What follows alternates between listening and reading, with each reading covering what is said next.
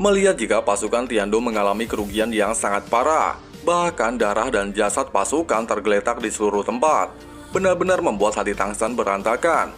Kedatangan keenam pemuja Aula Wuhun benar-benar merubah keadaan. Jika saat itu ayah dan pamannya tidak datang tepat waktu, maka sudah dipastikan mereka akan mengalami kerugian yang lebih besar. Bahkan saat ini mental Kaisar Xiu Beng sebagai pemimpin utama pasukan juga terlihat mulai goyah. Oleh sebab itu, untuk memastikan hal ini tidak terulang kembali, Tang San berniat untuk segera pergi kembali ke Pulau Dewa Laut dan segera mewarisi kursi dewa. Yang kemungkinan menjadi Dewa Laut adalah jalan satu-satunya untuk membawa kerajaan Tiandou memenangkan perang.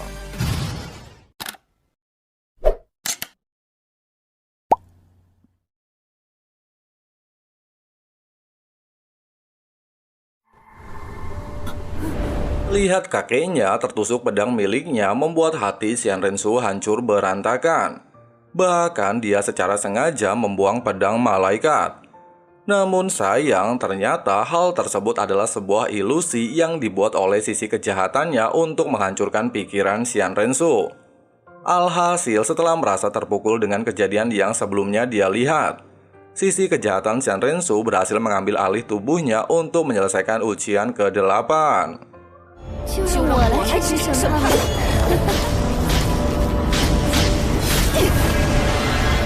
这把剑怎么回事？不， Pada awalnya, Dewa Malaikat sedikit meragukan tindakan Xiandou Liu yang memaksakan kehendaknya untuk mewakili pilihan Xian Rensu. Namun, Xiandou Liu mengatakan jika hal tersebut bukan hanya pilihan dan tekadnya saja, namun tekad dari seluruh suku atau ras malaikat serta tekad dari sang Dewa Malaikat. Terlebih lagi sebagai seorang pemuja besar yang memiliki tugas untuk melindungi Dewa Malaikat, maka keberadaannya selama ini hanya untuk membantu pewaris Dewa Malaikat. Dewa Malaikat menegaskan, meskipun Xiandou Liu telah mengorbankan diri untuk membuka pintu ujian ke-9, namun di hati Xian Rensu masih memiliki 3 halangan yang harus dia lalui. Sehingga hasil akhir dalam ujian hanya bisa ditentukan oleh dirinya sendiri. 为了保住你的性命，他方才不要，你是我在这个世界上最亲的人，只能靠他自己。仍有3道难以跨越的障碍。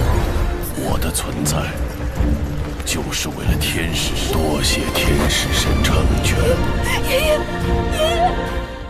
Di sisi lain, Kaisar Xiu Beng terlihat sangat terkejut mendengar jika Tang San ingin menerobos tingkat 100 dan menjadi seorang dewa.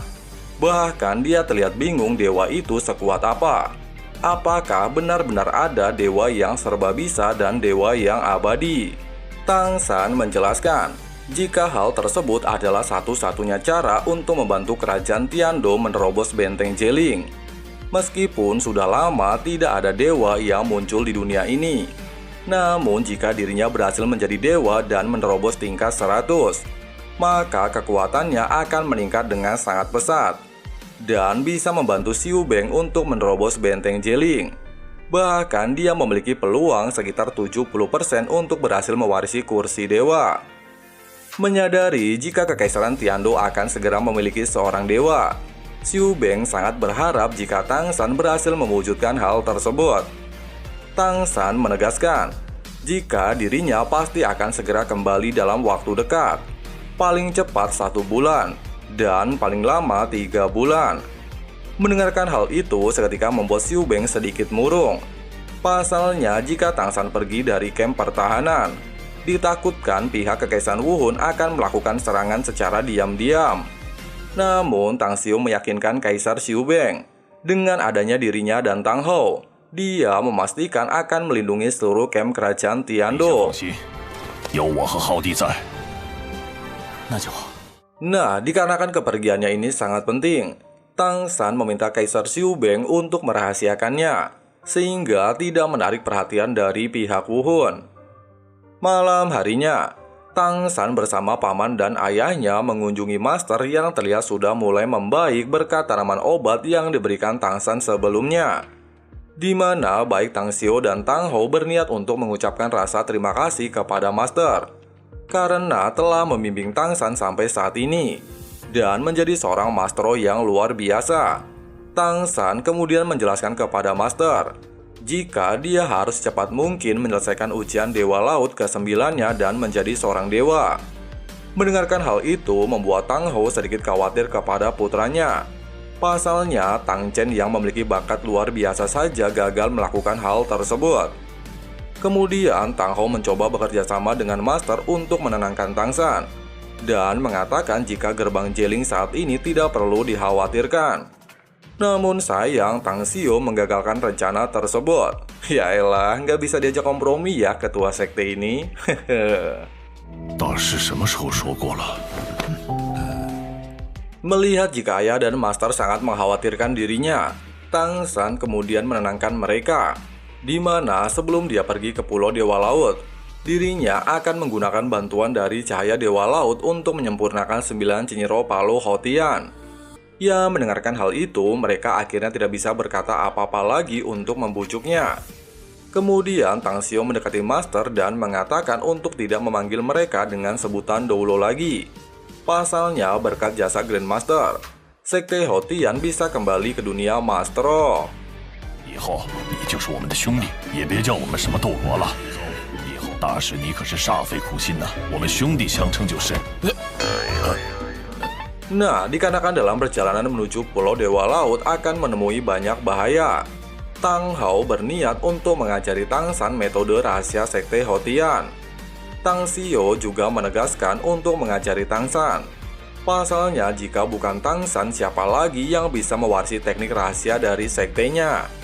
Bahkan hal tersebut membuat Grandmaster terlihat sangat bersemangat.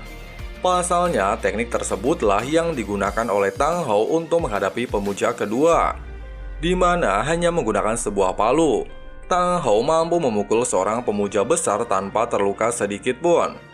Singkatnya, setelah berada di lokasi yang tepat, Tang Hou menjelaskan jika Sekte Hotian memiliki metode kultivasi khusus yang diturunkan kepada generasi terbaik. Namun, cara kultivasi tersebut memiliki standar yang sangat tinggi. Jika tidak memiliki bakat yang cukup, maka nyawalah taruhannya. Cara kultivasi ini disebut Palu Sumeru.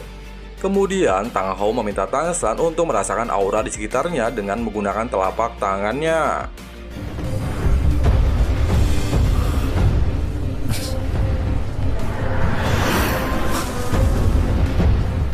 是叶子，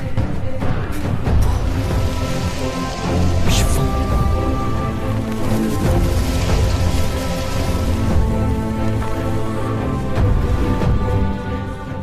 Setelah Tang San memahami apa yang ingin dia ajarkan, Tang Hou menjelaskan dan mempraktekkan sebuah metode kultivasi. Meskipun angin tidak berbentuk, namun jika tidak ada angin maka daun tidak akan bisa bergerak. Begitu juga sebaliknya, jika tidak ada daun maka angin akan kehilangan fungsinya. Garis besarnya, untuk menggunakan teknik Palu Sumeru, membutuhkan pelatihan Cinyinro untuk menyatukannya dengan Palu Hotian, sehingga mampu mengubahnya menjadi tenaga yang paling murni. 明白了吗？ Nah, itulah alur cerita Donghua Solen episode 240 bagian keduanya. Jadi gimana menurut kalian? Selain durasinya pendek, inti cerita dalam video ini juga kurang menarik kan? Pasalnya hanya mengadaptasi setengah dari versi novel. Ya, semoga aja di episode kedepannya bisa lebih baik dan durasinya diperpanjang. Ya udah, sampai di sini dulu pembahasan alur cerita kali ini. Makasih yang udah nonton sampai habis dan jangan lupa subscribe ya. Nyalain juga tombol notifikasinya biar kalian gak ketinggalan updatean video-video terbarunya.